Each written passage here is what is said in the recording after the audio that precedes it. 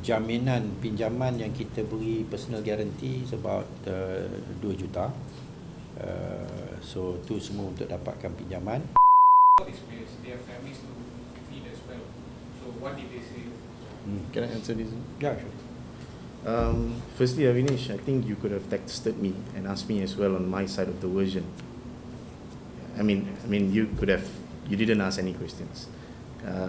You just said, "Is it paid?" And I answered you, "It's paid." So you could have asked us follow-up questions and asked me, "Stan, I'm getting this," so you get both sides of the story as a reporter. Yeah, that's I believe that could have been fair. Okay. You told me that it was paid. It was paid. August is paid. At 9 p.m. it is. Yeah. But you could have asked. You could have asked. Yeah, fair. That's what I'm saying. You could have. I think you're a fair person. You could have asked me. At least you have both sides of the story. And number two, when I addressed, I'm representing the club stakeholders, KLFA, Oman, and of course President and whoever we are dealing with at the top. The point is, when you're late, I've been in clubs, and I know many of the players have been in clubs where nobody comes because it's a scary part to go into a dressing room when you're not paying. It's the toughest thing. At KL, that has never happened. That has never happened. I have been there, President has been there, Encik Oman has been there on various times to explain, yes, we are late, we are sorry, but this happened, and as you can see, President, absolute transparency where the funds are coming from and how much and what we are trying to do. What we can tell you is we are doing our best, we told them, and then payments went in drips and drabs, as President said, and today we've crossed the line for August. So we are owing September. Largely the rest, we have also given them arrangements throughout the whole season. Various discussions have happened individually. Of course, when frustration comes in, when there's a unity front, they tell you the bottom line. But the bottom line could be one person which had a discussion with the coach. And I could say this, if you want to check, you can check with Bulan, no doubt, on that particular 4 months, and you'll get it. That no one else is ever owed because we kept him. More that the club took care of his welfare, so that he has a career. He hasn't played for 1.5 years. This was his chance to break through. So actually what I did was a very footballer move to give him that chance. Meaning to say that it's 4 months salary for the 4 months that he did not play because he was injured. Yeah, but now we could have terminated and say, okay, you're injured, you go back. Tapi dia sendiri nak. But at this juncture, there was a special arrangement. But at this juncture, that player has now gone down to 1 month on a separate arrangement, and he's with the club he's got. So it's separate arrangements, but it's arrangements that the players. The other thing I would like to say is that's why you don't see the players turning up to various authorities to send the letters yet, because internally they know the fastest way to get their money is to push their management. Okay, that's the fastest way to get their money. That's why they're doing this, and they sometimes leak it out to media because they want. Maybe they say, okay, if I leak it out to media, maybe there's responses, and we don't disagree. I think this is not the first time we have come out. President has been the first to come out. I have come out. Salaries are late. Whenever you ask me, any one of you, I've never not said salaries are late, but we are trying to do our best. That's the club. We do not. So that's why we're trying to address. Yes, we are late. We are at fault, but there is a line that we've not crossed. So what we have said to them is, we are trying our best to get within the contractual time frame. That's why our licensing is okay, because no matter what, things are discussed and managed. That is why the licensing is okay for the last 3 years. When we played the AFC, we actually got a recognition from AFC on the organisation, on our run, on our debut last year, 2022. The only second club to ever go to the final. So in 9 months or 10 months time, we are trying to actually put something on a club that probably can be a club that gives you all story. That's all I'm trying to protect as well. It's not my club, I can leave tomorrow. But when I'm here, I'll give my best like it's my own. So that's what I'm telling the boys, right? They're giving, and we've been here before, Avinish. This club has been here before. 1 month late, 1.5 months late. The boys know we will arrive. But I understand the panic and nervousness because it also involves 2024 and 2025 season. I do understand that.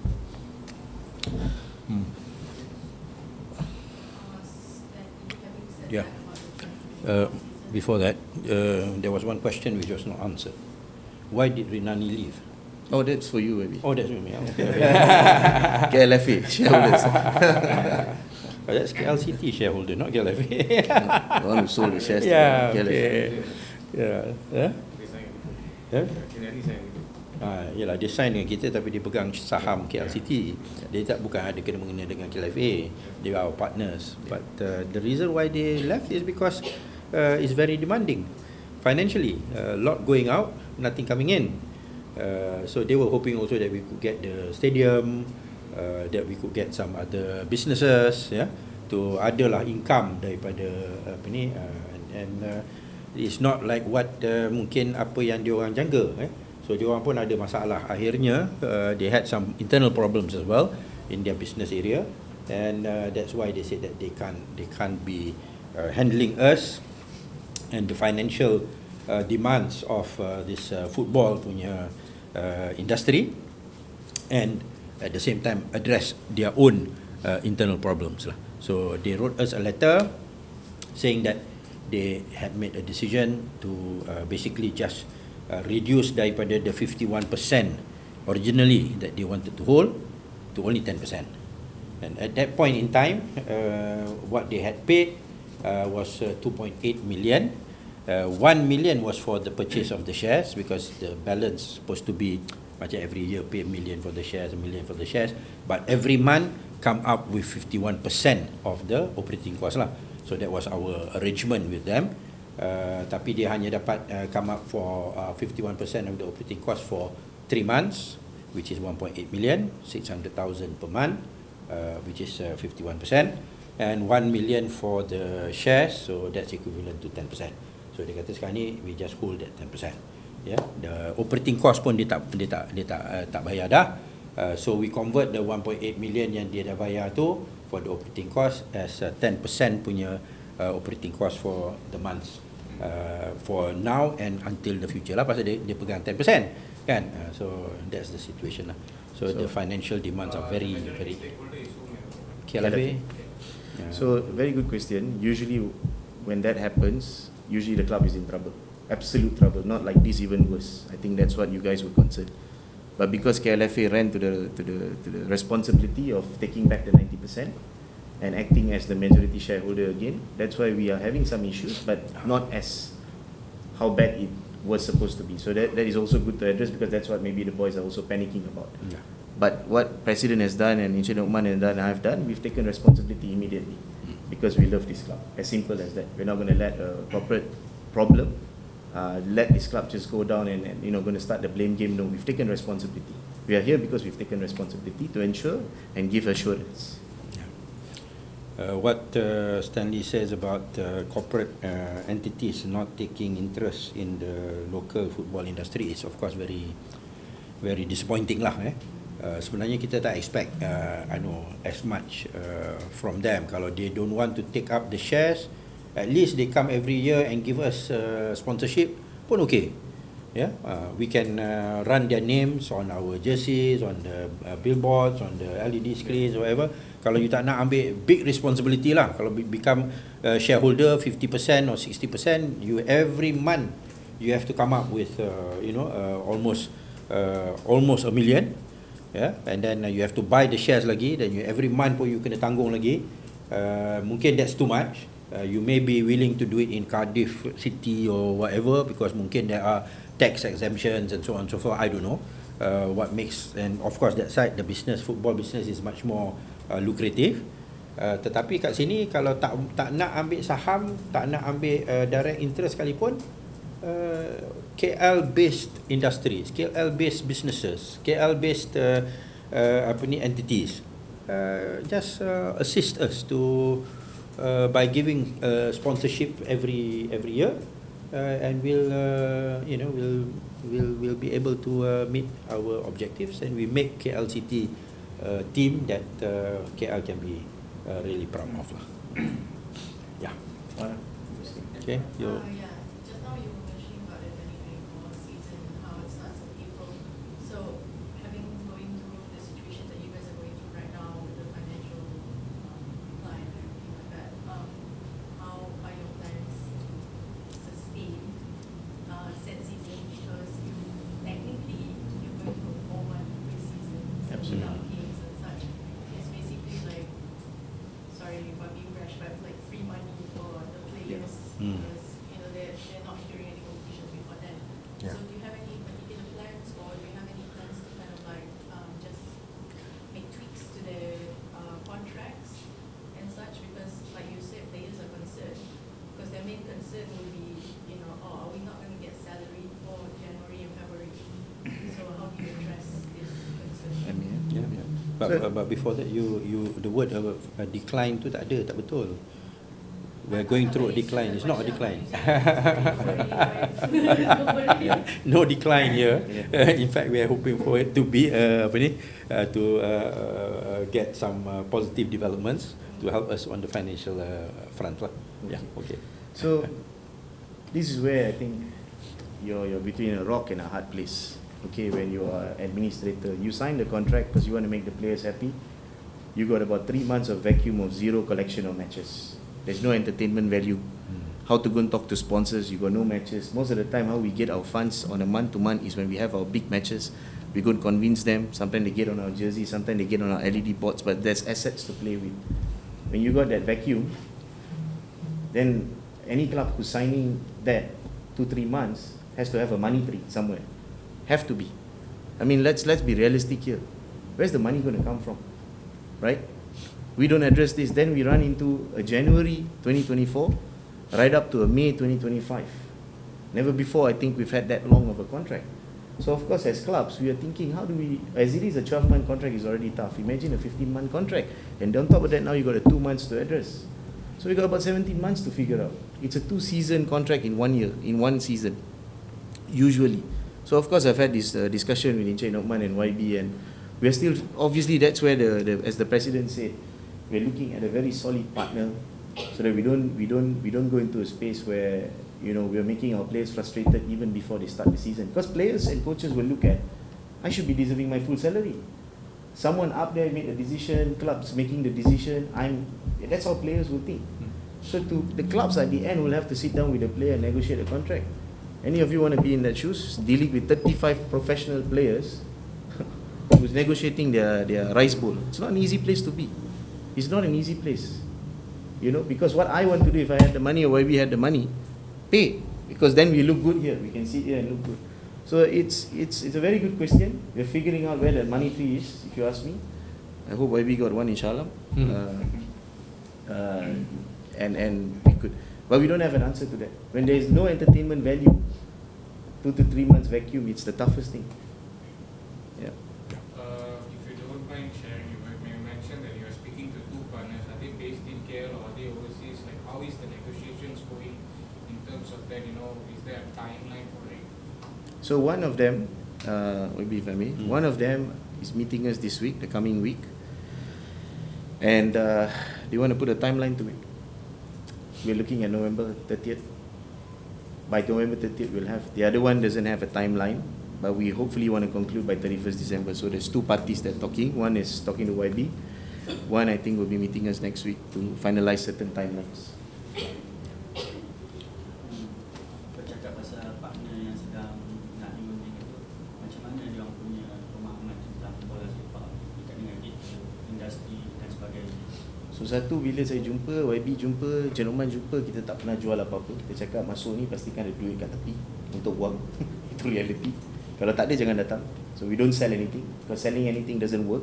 Because at the end, with the money man, you just have to say the truth. That if you got extra cash to spare to burn, then you come in. That is the first, paling nyata lah. Kalau tak ada duit tu, sebab kita dah kena 2 kali, walaupun ada sikit-sikit tak cukup. Right? And you're seeing is around lah, the whole system.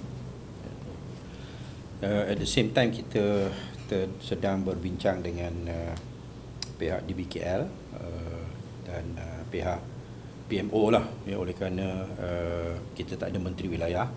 So KL actually falls under the Prime Minister.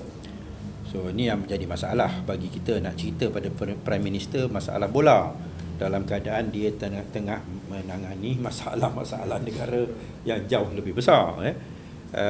So basically mereka bersetuju kita kena ada some apa boleh dikatakan sebagai money tree lah, ataupun sumber kewangan supaya kita boleh berdikari, ya. So kita sedang juga bagi pihak KLFA khususnya mengkaji various possible sources, termasuklah stadium ni. Stadium ni itu obvious mana kan, termasuklah stadium ni.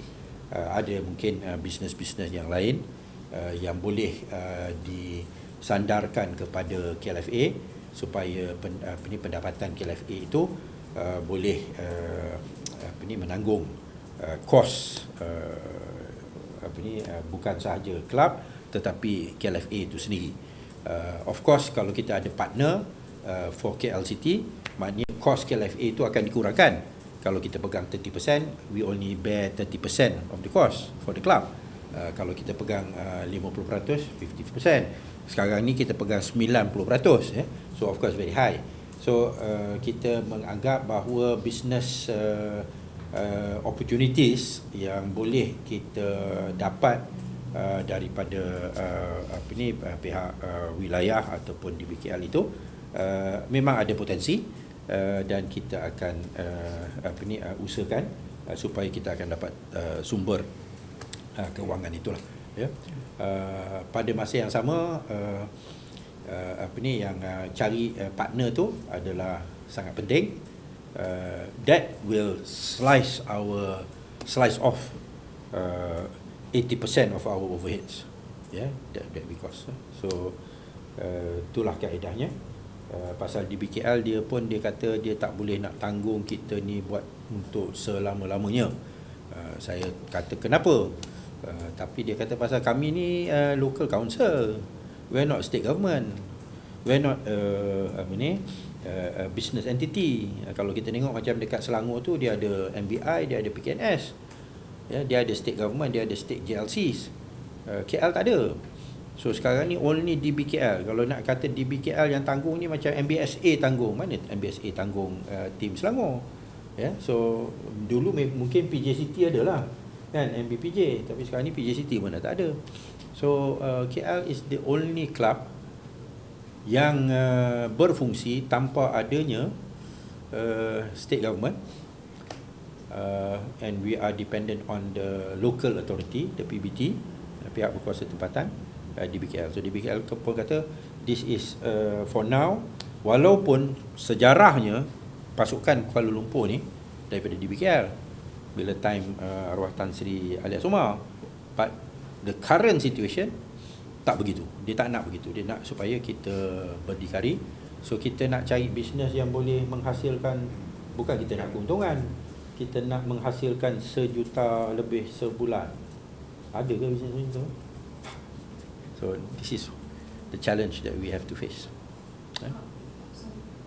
Dengan keadaan masa macam berlaku kini kan, mungkin ada beberapa pemain, kita pun tahu KL City banyak pemain hebat mungkin akan cabat, memilih untuk cabat lari daripada pasukan. Apa mungkin jaminan Stanley untuk kekal dalam tim masing-masing? Saya dalam 3 tahun kita hilang Daniel Ting tahun pertama lepas menang Piala Malaysia. Lepas tu kita hilang Irfan lah. Ada the rest of the players, tapi ini yang prominent first 11 lah. Saya rasa lumrah apabila klub berada dalam bajet yang tight lah, kita bukan one of the big clubs. Saya rasa cabaran dia adalah untuk pastikan memberikan mereka jaminan dari segi inilah yang kita mampu, ini yang kita boleh lakukan, ini visi kita.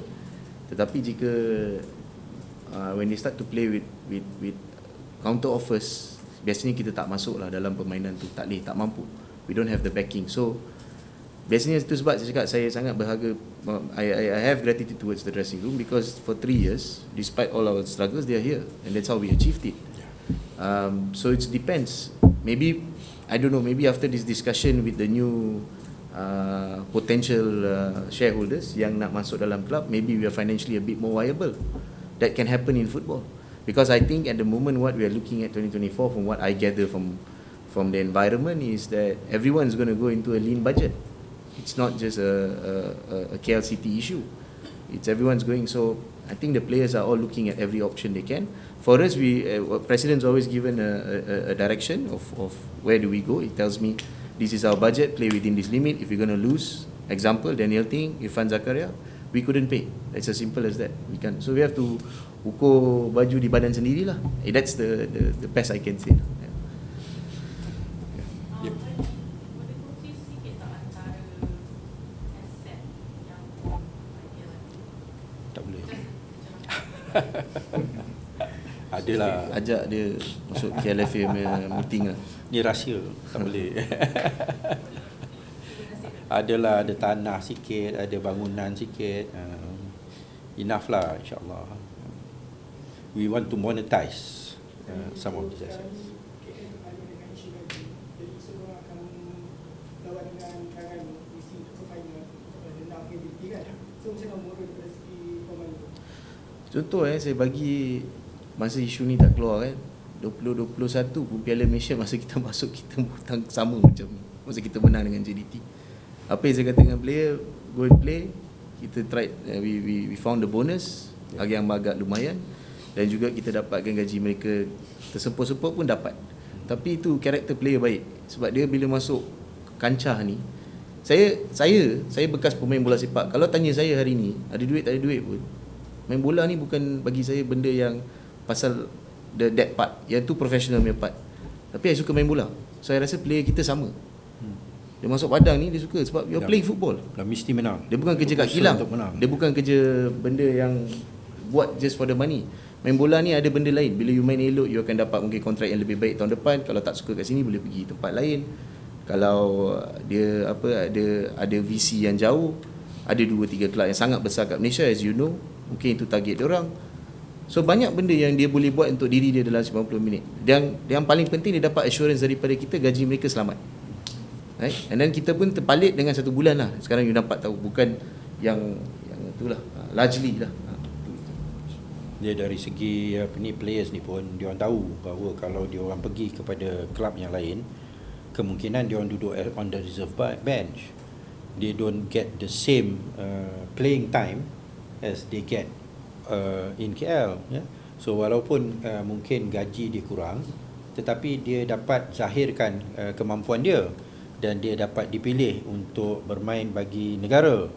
Kalau dia bersama katakan dalam JDT, mungkin dia half of the time dia duduk sebagai reserve, substitute. Pasal first team semua hebat-hebat, second team reserve pun semua hebat-hebat kan. So ada banyak kes-kes yang macam tu, di antaranya kes Daniel Ting lah. Dia masuk JDT, akhirnya sekarang ni dia dengan Sabah. Pasal dia duduk dekat JDT, he doesn't become the first team, dapat reserve first team place all the time.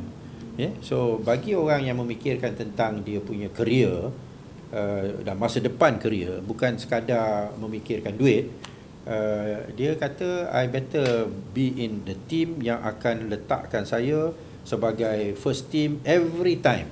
Pasal pada ketika itu saya boleh tunjukkan dan zahirkan kemampuan saya. The selection, national punya selection lah, apalah, semua orang boleh nampak hebat tak hebat. Ya, so this is dari satu sudut menguntungkan dia jugalah duduk dengan KL City, kerana dia boleh dapat first team punya placing, and dia boleh main every game as on the first lineup. Tadi cakap pasal pinjaman kan, boleh kongsi tak amount mungkin berapa pinjaman? I better tell lah maybe. Saya punya personal punya I think I put in about 300,000 for this club. Stanley pun saya rasa lebih kurang sebanyak itu personal. Guarantee sebab 2-3 million juga. Dia jaminan pinjaman yang kita beri personal guarantee about 2 juta. So tu semua untuk dapatkan pinjaman. Tapi tempoh masa bayaran tu lama, so kita kita anggap sebagai bridging loans lah. So our commitment is there lah maknanya. So when we talk to the players, we talk to the dressing room, we tell them we're here. This is not just to us, just saja-saja nak pegang jawatan, saja-saja nak nama ke apa ke, but we really want this team to perform. Yeah.